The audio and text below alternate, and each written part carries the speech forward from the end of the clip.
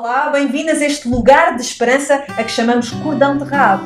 Este ano comemoramos 503 anos desde que Martinho Lutero pregou as suas 95 teses contra as indulgências da sua igreja. Pegou mesmo assim, com um martelo? Sim, na porta. E também contra as suas práticas que extrapolavam as verdades bíblicas e eram fundamentadas em misticismos. Um protesto que trouxe reforma, a reforma protestante.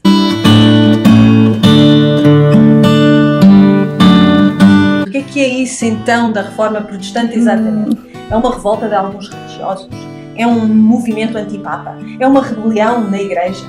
Bem, há muitos fatores culturais e valores ligados ao chamado Renascimento que podiam bem ter proporcionado uma espécie de uma reforma religiosa, fruto da reforma cultural e social que já se fazia sentir na Europa. Sim. Já de algum tempo, século XV, século XVI, mas será que essa é de facto a gênese da reforma que nós celebramos hoje? Será que foi da influência de certos pensamentos que brotou essa inspiração para teorizar acerca do que estava podre no reino de Roma? O que nós sabemos é que no dia 31 de outubro de 1517, o professor de Teologia Moral e sacerdote católico Martinho Lutero enviou uma carta muito séria, muito desconfortável, provavelmente, ao arcebispo de Mainz, onde corajosamente ele questiona a prática das indulgências. Já explicamos melhor o que eram as indulgências para quem não está familiarizado. Stella, agora se calhar falávamos um pouco de Lutero para tu nos conduzires na linha que conduz toda esta narrativa. Vamos a isso. Martinho Lutero era um monge alemão que, ao descobrir a esperança e luz no meio de um tempo de escuridão, que era o tempo medieval ali, não é? Idade Média, ele trouxe fascinação, inspiração, visão e muita esperança a milhões de pessoas. Esta esperança que mudou o mundo e que continua a mudar até hoje, Adelaide. É verdade. E como membros de uma igreja de teologia reformada, é claro que nós temos em Lutero uma espécie de um herói da fé, não é? Sim. Pode dizer-se assim. Alguém que é uma inspiração para que também nós não nos conformemos com tudo que nos é servido assim de bandeja, para inquirirmos, para questionarmos, para protestarmos até. Se virmos que algo tão precioso para nós e para Deus, como são a Bíblia e a Igreja, estão a ser de algum modo abusadas, pervertidas, se calhar até tornadas indignas pelas decisões e pelas palavras de alguns líderes religiosos. Tu deves protestar com fundamento bíblico sempre que tal acontece. É verdade. E então Martinho Lutero chegou a algumas dessas conclusões, não é? Que já citaste? Sim. Através da leitura, meditação e estudo das Sagradas Escrituras. E, pela história, nós lemos que uma cópia em latim estava literalmente acorrentada a uma das paredes da biblioteca do mosteiro onde estava Martinho Lutero. E então ele descia ali àquela biblioteca e lia aquela cópia que estava acorrentada e deparou-se com Romanos 1, 16, 17. E eu vou ler.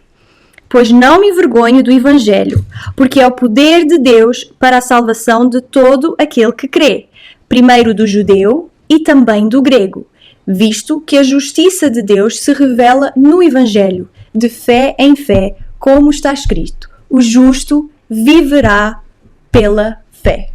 E foi isto que ele leu, que o impactou, através do Espírito Santo, os seus olhos se abriram e ele, espera lá, pela fé? O justo viverá pela fé no Evangelho de Cristo Jesus?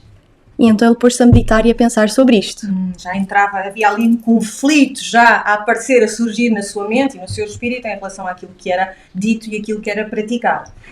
E é muito interessante, Stella, porque essa carta que tu citaste, que Paulo escreveu à Igreja de Roma no primeiro século da nossa era, ela chegou finalmente à Igreja de Roma no 16º século. Fez um longo caminho, mas não voltou para trás vazia. E é extraordinária esta imagem de uma Bíblia acorrentada na parede de uma biblioteca. Pensem nisto.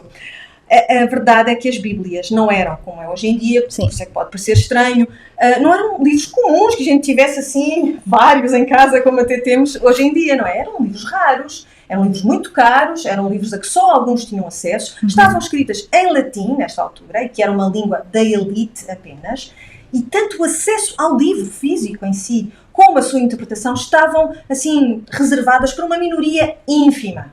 Sim, nós compreendemos porque é que algumas decisões, enfim, de proteger a Bíblia, vamos dizer assim, foram tomadas. O nível da alfabetização nesta altura era baixíssimo e portanto, era perigoso entregar, assim, a leitura a alguém que pudesse não fazer um bom trabalho por não entender bem aquilo que estava a ler. E reconhecemos que é um exercício que tem riscos, não é? Abrir a Bíblia a todos, uau, é arriscado. Não é um livro como os outros e, portanto, a sua interpretação, enfim, à Lagardère, vamos dizer, é algo perigoso e, obviamente, tem de ser bem conduzido. Mas seria também tolo nós pensarmos que nesse tempo, um tempo em que Roma era um dos centros de poder do mundo, para não dizer o mais importante, era com certeza um dos mais importantes, era um organismo, uma organização que mandava e desmandava a reis e a rainhas, não é? Sim. Só se era rei depois de ser confirmado por uma bula papal, e lembramos disso da nossa história, do próprio Afonso Henriques. Um organismo que legitimava governos, portanto, e práticas legislativas. É claro que acorrentar a Bíblia no livro à parede da biblioteca é ao mesmo tempo um gesto prático, que tem a ver com a raridade do livro em si, da Bíblia, mas também que está carregado de simbolismo. É como se eles dissessem: a palavra de Deus e Deus, nós é que mandamos nisto, não é? É nisso mandamos nós. E é por isso que foi algo que está carregado de simbolismo também para nós, essa imagem da Bíblia acorrentada. Sem dúvida, Adelaide. E o que nos inspira em tudo isto é perceber que aquela Bíblia, mesmo tendo o seu acesso limitado, fez o seu trabalho pela ação não do intelecto humano, não foi por isso, mas do Deus Espírito Santo que a inspirou.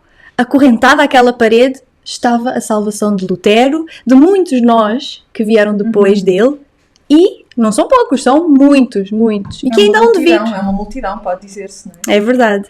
Mas atenção, Lutero não foi um lobo solitário com esta tarefa, que fez isto tudo sozinho, não.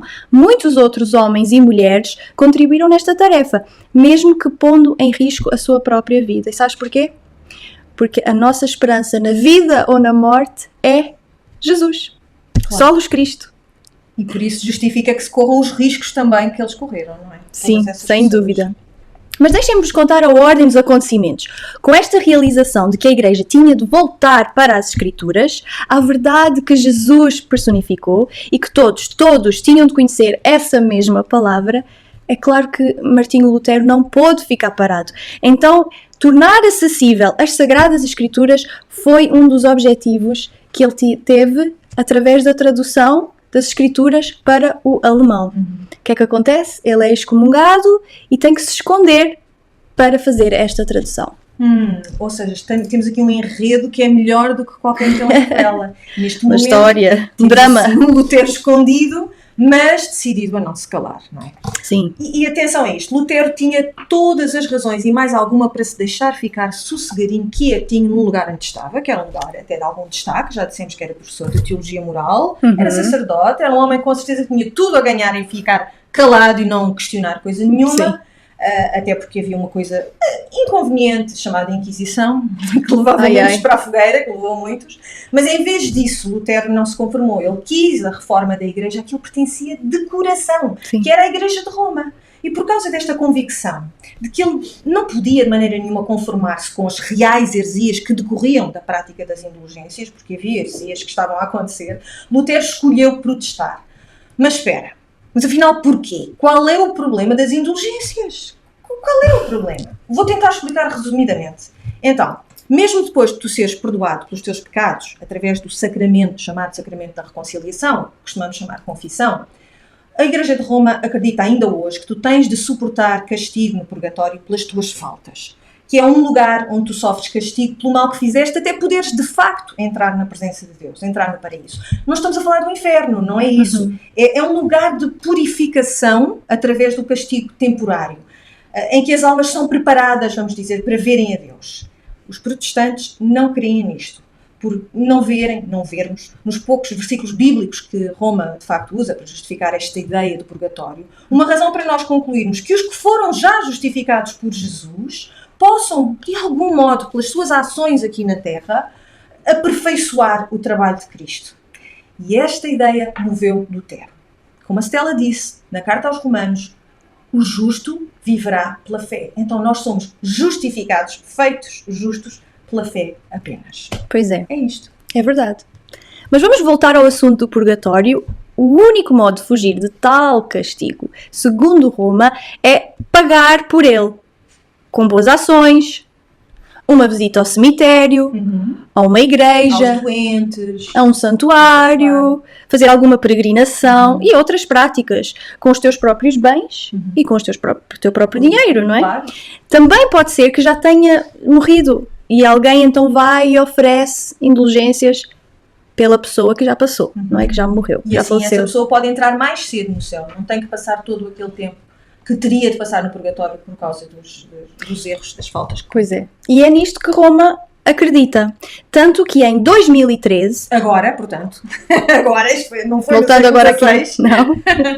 O Papa declarou que quem estudasse o catecismo num certo tempo ou lesse piedosamente os documentos do Vaticano II, Isso, podia, depois da confissão, comunhão e oração pelo Papa, essas 3 práticas, não é? receber as indulgências plenárias, ou seja, anulando toda a pena que sofreria no purgatório. Exato. Bom, isto é o que se acredita na Igreja de Roma, é a prática que existe e é verdade que, entretanto, as indulgências, enfim, foram ao longo do tempo ganhando outros contornos, mas elas são apresentadas deste modo agora, no dia presente, como a Estela acabou de relatar, este comunicado do Papa de 2013. Mas agora nós queremos voltar à nossa reforma de 1517, porque temos que pôr isto tudo nos parâmetros que dizem respeito àquilo que nós estamos a celebrar hoje. Quando alguns dos paroquianos de Lutero voltaram de uma destas expedições, uma viagem ao shopping das indulgências, vamos chamar-lhe assim, onde foram de facto comprar com dinheiro as suas indulgências, eles voltaram absolutamente convictos de que já não precisavam mais de se arrepender pelo mal que tinham feito e que faziam, e dizem isto assim na cara a Lutero. E Lutero fica abismado. Aí ele percebe que não pode ser, que alguma coisa tem de ser feita, ele tem de agir e tem de agir com base na palavra de Deus. Lutero não tinha nenhum interesse, eu quero deixar isto bem claro, em acabar com a Igreja de Roma. Não era esse o seu interesse. Não tinha interesse sequer em causar ruptura. Ele não queria sair da Igreja de Roma, ele queria continuar a pertencer. O que ele queria também, e mais importante do que tudo isto, era de facto que a Igreja de Roma voltasse ao seu primeiro amor. Sim. O facto é que ele não conseguiu. Foi forçado a sair. E eu tenho a certeza de que, enquanto ele pôde falar lá dentro da igreja, houve muitas e muitos que ouviram o que ele tinha para dizer. E é aí que entra em cena uma certa freira em fuga, Stella. Uma freira em Mais fuga. um nome para um filme. A freira em fuga. Eu vou contar, Adelaide. Conta. Então, a vida de Martinho Lutero cruza-se com a vida de uma mulher muito virtuosa, mais conhecida como a freira em fuga. Ela chamava-se Catarina von Bora. E ela não fugiu sozinha, ela fugiu com mais 11 freiras. Vale a pena ler a história desta mulher que participou ativamente neste movimento histórico. Mas eu vou-vos contar um bocadinho o que é que aconteceu. Catarina casa-se com Lutero. E isto... História de amor, Ai, tão linda a história deles. Mas atenção, foi um escândalo para muitos. Ela pertencia a uma família nobre, ele não. Ele era um ex-monge, ela uma ex-freira, então aquilo causou muito tumulto. Mas essa história de amor, que foi lindíssima, tornou-se num laço de muita afeição, amor e um verdadeiro testemunho de fidelidade. Eram mesmo parceiros, fiéis um ao outro. E não só, fiéis a Deus também, já lá vamos. Ela torna-se então a primeira de muitas esposas do pastor protestante. Uma posição que traz uma novidade em tempos medievais, não é? Claro, imagino. O desfalatório que não deve ter sido. Exatamente, imagina. Às vezes hoje em dia ainda isso acontece, imagina naqueles tempos. O testemunho de cuidado, hospitalidade, maternidade, eles tiveram 6 filhos e também engajamento com a teologia. Serviram como exemplo para muitas outras esposas protestantes que depois também vieram a acontecer e um novo modelo muito oposto ao daquela época em que o papel ideal cristão para as mulheres era o de freira apenas. Pois. E sabes, Adelaide, essa noção, porque é que eles casaram-se, porque é que eles foram contra esta ideia de que tu como mulher só podes agradar e servir a Deus sendo freira? Porque isso vai contra ao modelo de Deus, ao papel de Deus que está nas Escrituras, que Paulo fala, e tu vais falar um bocadinho mais sobre isso lá em Coríntios, mas eu quero citar primeiro a Timóteo, onde Paulo nos explica que o casamento podemos exercer a nossa espiritualidade dentro do casamento também. Portanto, o casamento não é algo que nos separa da nossa espiritualidade, da nossa prática de fé. Não, pelo contrário, o casamento vem para trazer isto de volta, de espiritualidade no casamento, sermos um exemplo para a comunidade de amor, de perdão, de graça, de tudo aquilo que Deus ensina na sua palavra. É que, sabes, nessa altura, e não só, havia muitas outras filosofias que se tinham infiltrado na igreja, não é? Platonismos, ascetismos, e então ainda por lá andam, a verdade é essa. Havia e ainda há esta noção persistente de que toda a prática sexual era um empecilho para o crescimento e para a pureza espiritual, não é? Isto, de facto, infelizmente ainda está presente, até na ideia que as pessoas têm, assim comumente lá fora, se fôssemos fazer um pequeno inquérito, do que é o pecado original. Se perguntássemos, foi o Adão e a Eva que apanharam-se nus, aquilo foi um verso de Avias. Bem, não tem nada a ver com isso. Por favor, leiam Gênesis para perceberem que não tem nada a ver com isso. Mas infelizmente isto é uma ideia que ainda está muito presente, que teve a ver com as relações sexuais e que por causa deles terem relações sexuais, Deus zangou-se com eles. Suponho que então a multiplicação que Deus lhes pedia era assim uma coisa mais ou menos telepática.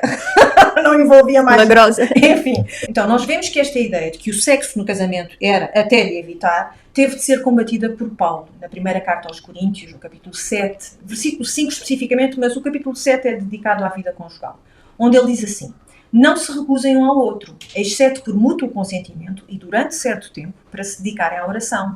Depois unam-se de novo, para que Satanás não os tente por não terem domínio próprio.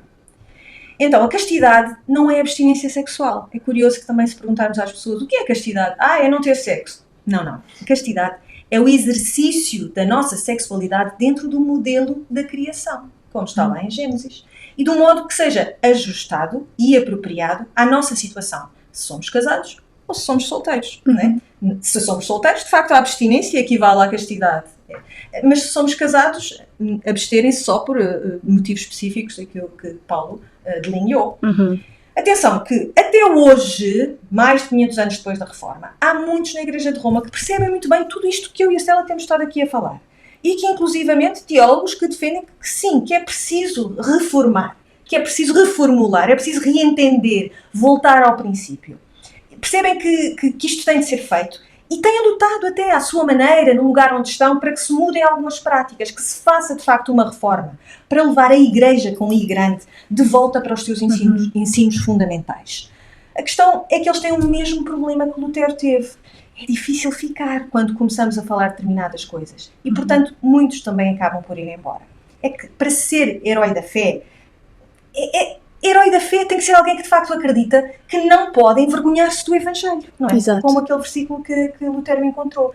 E é claro que estas escolhas têm um grande custo, então pensem bem no que estas duas pessoas que temos estado aqui a falar, Lutero e Catarina, pensem no que eles perderam de conforto, de aceitação social, em termos financeiros, o que eles perderam por terem saído, não é, Stella? É verdade, eles perderam, sim, sem dúvida, mas também ganharam, e ganharam uma perspectiva nova sobre as suas responsabilidades e missão através da palavra. No caso de Catarina, nós vemos alguém que tinha uma perspectiva das suas tarefas domésticas inseparáveis da sua espiritualidade e, portanto, em tudo o que ela fazia, prático ou espiritual, ela buscava forças para completá-las no Senhor e ela as via como serviço a Deus. Muito edificante, não é, Adelaide? Edificante e ao mesmo tempo frustrante, não é? Porque estamos aqui 500 anos mais tarde e continuamos a achar... As mesmas lutas, nós mulheres, não é? Pensamos que as nossas práticas domésticas, vamos chamar-lhes assim, não são uma maneira também de honrares a Deus e de praticares a tua espiritualidade. Mas é tudo isso porque tu pensa bem, as tensões a que tu és sujeita pelo facto até de fazeres essa escolha, que faz sentido em determinadas fases da vida, de entregares por completo à esfera doméstica. As tensões que tu tens de suportar por causa dessa escolha são, por si mesmas, um instrumento de santificação. Sim. Não é? É verdade. E ela não via essa separação, ela via essas duas coisas como serviço a Deus. Eu estou aqui a servir a Deus através da minha hospitalidade, através do meu cuidado com os outros, através de uma refeição. Tu estás a mostrar amor e estás a testemunhar do amor de Cristo também às pessoas, não é? Então ela não via essa divisão. Ela também tinha tanto zelo pela palavra que ela participava das famosas conversas à mesa na sua casa sobre Deus, a palavra e as suas implicações. E o interessante que nós vemos aqui nesta história é que Lutero a encorajava. Ele chamava para, senta-te aqui à mesa connosco, vamos falar sobre estas aplicações teológicas, o que é que a palavra de Deus diz. Ele escutava a sua esposa, os outros também, os outros convidados, e todos eles discutiam como um só as questões que eram abordadas, não é? Sem essas restrições que infelizmente depois vemos. Sim, é verdade. E agora eu vou terminar a história da Catarina com uma citação dela, que ela disse o seguinte: eu agarro-me a Cristo como uma bainha a sobretudo. E estas foram as suas palavras frente ao sofrimento, sabias? Ela estava a passar por sofrimento emocional. Martinho Lutero e Catarina perderam uma filha, e isso foi muito doloroso para eles. Depois, mais tarde, Martinho Lutero, o seu amado esposo, faleceu, não é? E depois ela também passou pelo seu próprio sofrimento físico, porque ela caiu de uma carroça, de uma carruagem, e ela sofreu depois desse acidente que o levou à morte. Mas ela agarrou-se a Cristo e expressou esse desejo: eu agarro-me a Cristo. Umas vidas difíceis, sem dúvida. Este exemplo é mais um prego cravado no caixão do falso evangelho da prosperidade. O crente, de facto, passa muitas vezes por grandes aflições, grandes tribulações, exatamente por ser obediente a Deus e submisso à sua palavra. E quando Jesus disse, toma a tua cruz e segue-me, ele não estava a falar de uma cruz com brilhantes para tu usares ao pescoço. É dura esta peregrinação que nós começamos aqui na Terra, quando Deus decide agarrar em nós e colocar-nos no seu caminho em vez do nosso. E eu não posso deixar de lembrar, porque lembrar é um exercício constante e necessário para todos nós, e é por isso que comemoramos também a Reforma. O que Deus fez aqui em Portugal com homens e com mulheres, que portanto amarem a Deus e o defenderem como Lutero fez, e por defenderem que a Bíblia deve chegar às mãos de todos, na sua própria língua. Estas mulheres, que as suas histórias estão também retratadas aqui neste livro, que é, vamos dizer, um cômputo da obra evangélica em Portugal, neste caso, pelos olhos da Igreja Congregacional, mas era bom que todas as igrejas pudessem fazer este mesmo cômputo destas mulheres e homens. Neste caso, eu foquei-me nas mulheres, chamávamos Bible Women, as mulheres da Bíblia. Uau. E eu aprendi muito com estas histórias, várias mulheres que viveram aqui em Portugal, estamos a falar da primeira metade do século XX, em alguns casos há menos de 100 anos, suportaram perseguição, assédio grave, insultos, injúrias, espancamentos, por causa de serem protestantes, apenas por isso, não é? E temos aqui, neste livro, de facto, faz lembrar os nomes dessas pessoas, dessas mulheres também, de pessoas que acreditaram firmemente que a palavra tinha que continuar a ser levada a todos, nas suas próprias línguas, no lugar onde elas estivessem. Isto é algo muito bonito. Muito bonito, não é? O testemunho dos nossos irmãos e irmãs. Ecclesia Reformata Semper Reformanda. Em português agora. A Igreja Reformada sempre reformando. Este mote, que se tornou muito proeminente no período pós-reforma, no século XVII, com o reformador holandês von Loonsteen. Espero que é assim que se pronuncia em holandês. Se não for, ele também já não te ouve. Mas também não foi só ele. Foram outros ministros fiéis do Evangelho que também passaram por perseguições e alguns até foram martirizados por defenderem esta ideia que estamos aqui a falar, de que a Igreja necessitava e necessita hoje de passar constantemente por uma reforma de acordo com as Escrituras e de trazer de volta o Evangelho. Van Loonsteen foi ainda mais longe ao dizer que a reforma deve acontecer dentro dos nossos próprios corações, constantemente. E na história nós vemos a necessidade desta reforma, deste sempre reformando, acontecer dentro da Igreja. Na Bíblia nós podemos ler em Salmos. Vamos ler. Salmo 85, o versículo 6, em destaque, mas acho que podes ler alguns versículos antes. E eu vou ler esta versão da nova versão internacional, esta tradução. Aliás, nós vamos oferecer esta Bíblia hoje, por isso fiquem atentas. Esta nova versão internacional diz assim, eu vou ler a partir do 4, Stella, porque tem aqui alguns termos que eu acho que são importantes. Diz, restaura-nos mais uma vez, ó Deus, nosso Salvador, e desfaz o teu furor para connosco. E salto para o 6, então, acaso não nos renovarás a vida, a fim de que o teu povo se alegre em ti? Restaura, renova. Essas são as palavras de destaque e de ênfase aqui, não é? Restaura, restitui, renova. E já vemos aqui o salmista a ver esta necessidade da reforma. O rei Ezequias também, Deus o levantou para trazer reforma ao povo naquele tempo. Os outros profetas, também que nós vemos no Velho Testamento, que Deus levantou para exercer esta função de reforma entre o povo. Sim. Depois, com a chegada de Jesus, Jesus veio ao mundo e traz também uma reforma, Grande reforma. um tanto impactante, não é? Nós sabemos a reforma que Jesus trouxe. E depois, Paulo e os apóstolos, depois deles estabelecerem a Igreja Apostólica, Paulo tem que escrever às igrejas de Gálatas, de Coríntios, chamá-los de volta às Escrituras, relembrá-los do que Jesus disse, do que as Escrituras falam. Então Paulo faz essa reforma também. E Jesus, em Apocalipse, às 7 igrejas, através do apóstolo João, chama as igrejas para uma reforma. Ouçam, lembrem-se, voltem-se para mim, venham ter comigo, ouçam a palavra de Deus. Não é? Isso acontece na história, não é? Vimos na Bíblia e tudo. Sim. E eu queria deixar um encorajamento para nós todas, para mim e para ti, a procurar igrejas sãs que pregam a Bíblia. Não existem igrejas perfeitas. Não. E por isso constantemente nós precisamos de estar firmes na palavra de Deus para trazer de volta esta reforma, não é? Igrejas sãs que pregam a Bíblia. Homens e mulheres que zelam pela palavra de Deus. Nós vimos aqui o exemplo de Martinho Lutero, da Catarina e tantos outros, não é? Podemos ler sobre eles. E também de nós examinarmos aquilo que ouvimos através das Escrituras. E também sondar os nossos corações, porque nós, não é? Sendo imperfeitas, temos tendências a nos inclinarmos e a ser guiadas por estas tentações de seguir misticismos. Então nós precisamos estar agarrados a Cristo, à fé e à palavra de Deus para combater isto, para trazer reforma às nossas vidas e aos nossos corações. Sem dúvida, porque muitas heresias e muitas seitas começaram porque as pessoas se tinham afastado exatamente da palavra e porque estavam a seguir as suas experiências místicas em vez de facto estudarem aquilo que a Bíblia já dizia e já preconizava. E atenção que nós estamos aqui a fazer um relembrar, um memorial a um homem que era Lutero, porque ele de facto esteve muitíssimo envolvido na chamada Reforma Protestante, mas nós não estamos a querer enquadrar isto de acordo com a igreja desta ou daquela denominação, de Roma, do Oriente, da China, de Portugal. Não é isso. O que nós estamos aqui a tentar deixar claro é que, como a Stella estava a dizer, o nosso mote tem de continuar a ser sempre reformanda. Então, dentro da igreja onde tu estás, tu também tens de ser a tua reformadora, não é? Também tens de ser a reformadora de ti mesma, porque estás constantemente a precisar daquilo que Paulo fez com as igrejas ao enviar essas cartas, de ser recentrada, de ser redirecionada, refocada.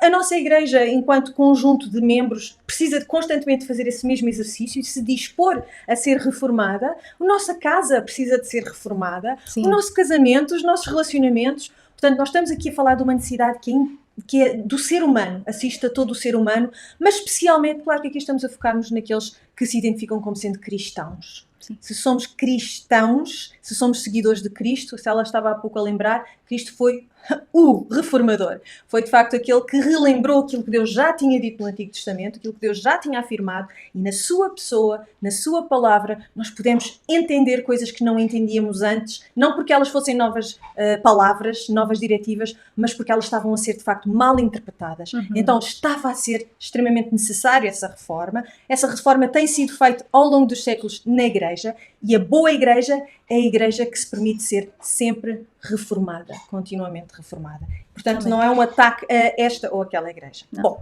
para a semana queremos voltar à nossa série de versículos fora do contexto, é esse o plano. Queremos provavelmente pegar um versículo do Antigo Testamento. Já sabem que se tiverem sugestões devem deixar os vossos comentários no Instagram ou então enviarem-nos uma mensagem pessoal. Há pouco eu falei sobre esta Bíblia e disse que íamos oferecê-la, e é isso que nós queremos fazer agora. Ela foi-nos ofertada, aliás, também pela Rádio Transmundial. Obrigada a esses nossos parceiros informais.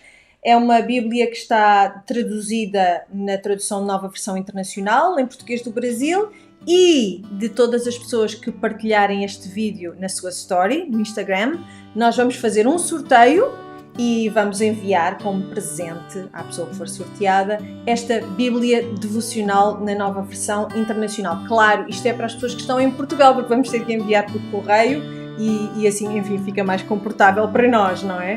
Corremos menos riscos também com os correios como eles estão hoje em dia. É melhor que seja aqui dentro do nosso quintal, vamos dizer. E é isto, Stella. Pois é, então olha, não se esqueçam de partilhar, está bem? Este vídeo para entrar no sorteio. E por agora ficamos por aqui, não é? Para não perderem nada, ativem as notificações no YouTube clicando no sininho. Partilhem este vídeo, ponham like, subscrevam aos nossos canais no YouTube, no Instagram, não é? Sim, sim. E nós ficamos aqui, não é? Podem deixar os seus comentários, como a Adelaide disse, as vossas perguntas, as vossas sugestões, pedidos de oração, também queremos orar por vocês. Então partilhem connosco o que está aí dentro dos vossos corações, ok? Ficamos à espera, Deus vos abençoe, feliz dia da Reforma e um adeus aqui do Cordão de Raab. Até à próxima.